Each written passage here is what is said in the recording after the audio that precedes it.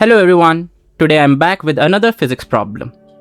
The problem states a helicopter flying horizontally with a velocity of 360 km per hour at an altitude of 2 km drops an object.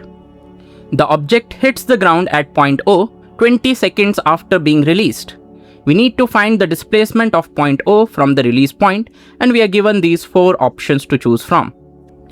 In order to solve this problem, we need to realize that to find the displacement, we need to know both the horizontal and the vertical distance traveled. The vertical distance traveled should obviously be equals to the height at which the object was released, which is 2 kilometers.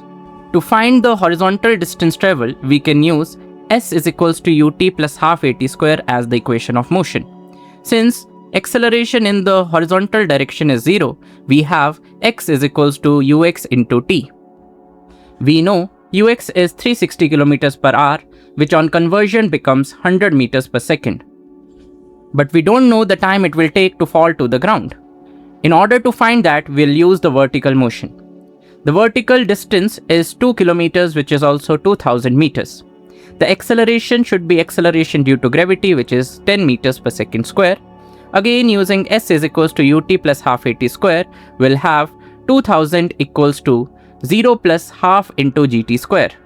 Solving for t, we get t square is equals to 400, or we get t is equals to 20 seconds. It means time taken to hit the ground is 20 seconds.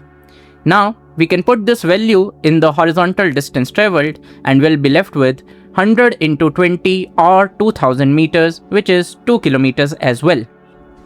Now, since the displacement is the shortest distance between the initial and final position, we can use Pythagorean theorem to find this thing. Therefore, s is equals to root of x square plus y square. Both x and y are 2, which leaves us with s is equals to root 8 or 2 root 2 kilometers. Hence, the option number D, which was 2 root 2 kilometers, is the correct answer. So this is it for this video. I'll be seeing you in the next one. Till then, stay tuned. Thank you for watching.